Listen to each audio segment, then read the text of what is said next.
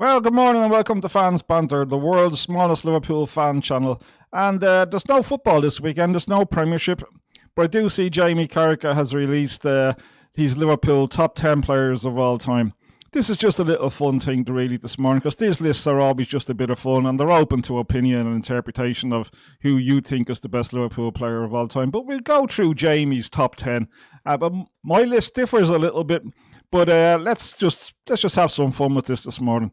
So at number 10, he has Ian Callaghan, Liverpool legend. Number 9, he has Kevin Keegan. Number 8, he has Virgil van Dijk.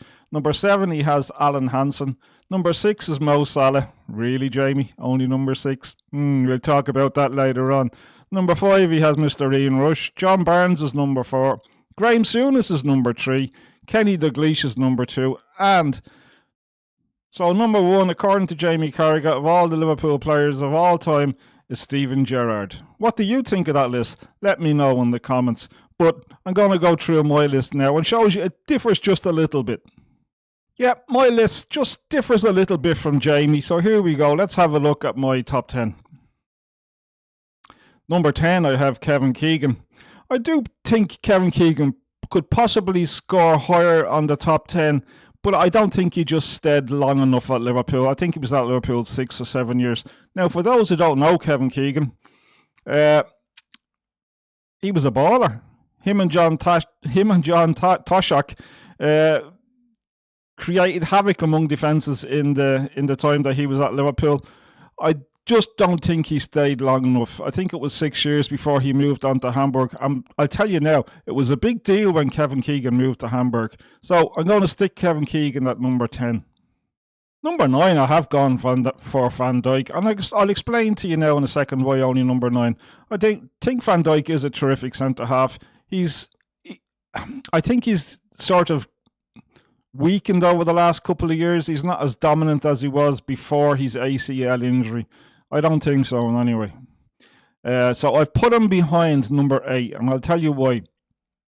Alan Hansen plays in the same position as Van Dijk, but I do think Alan Hansen was a better all-round footballer, and he scored some terrific goals for Liverpool. So I think on the centre-halves, I think he was the better centre-half than Van Dijk, because he's overall... he contributed much more to the actual game than Van Dijk does, I think, in a footballing sense.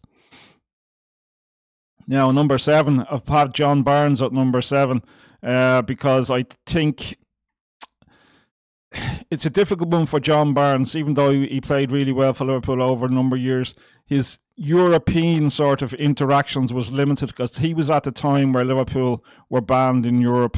And I think I think 7 is good for John Barnes, to be quite honest, because there's some good players to come ahead of him. So, I go number 7, John Barnes. Number 6, Ian Callaghan. I cannot believe that Jamie Carragher only has Ian Callaghan as the 10th of all time.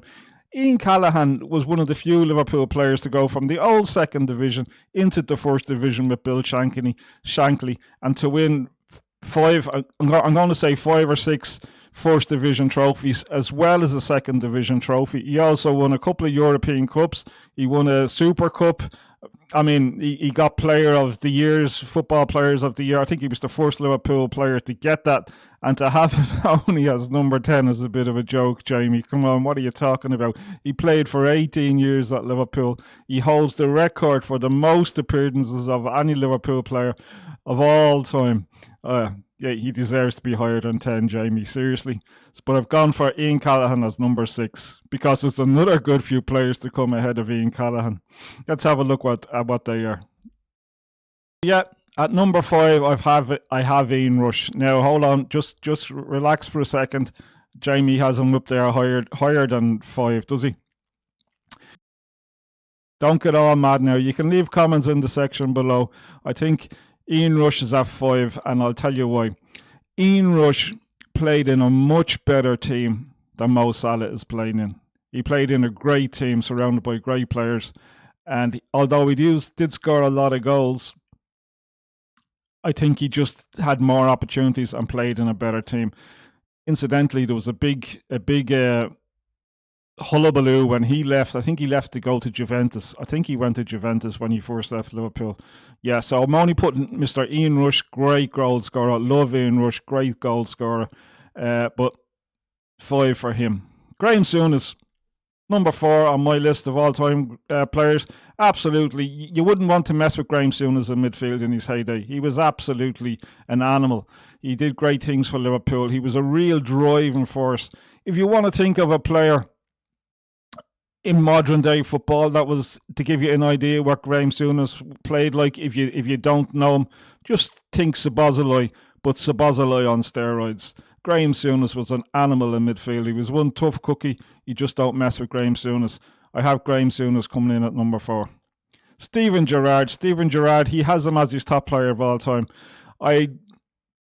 This is where we get to the stage where it's pretty debatable on the top 3 or top 4 players, to be quite honest. They're all pretty close and they all brought different things to the table, let's say. But I think Gerrard is not better than the other 2 I have in front of him. So I think 3 is good for Gerrard. Great Liverpool player, great Liverpool captain.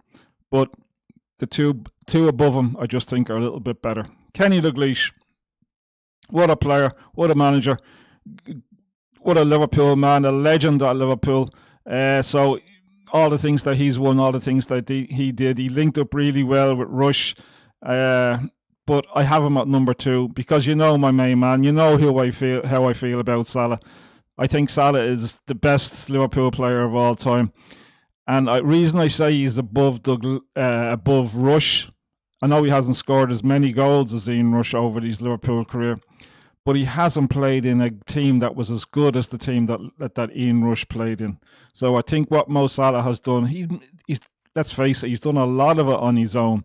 Yeah, so I would go for Salah as my number 1 of all time. But as I said, it's a bit of fun.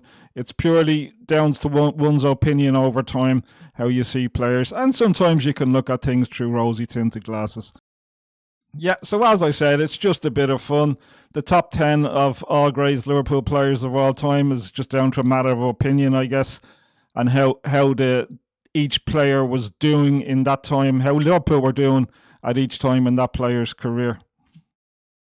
There are some really good players that are not on that list. Robbie Fowler doesn't get in there for a start. I loved Robbie Fowler when he played at Liverpool.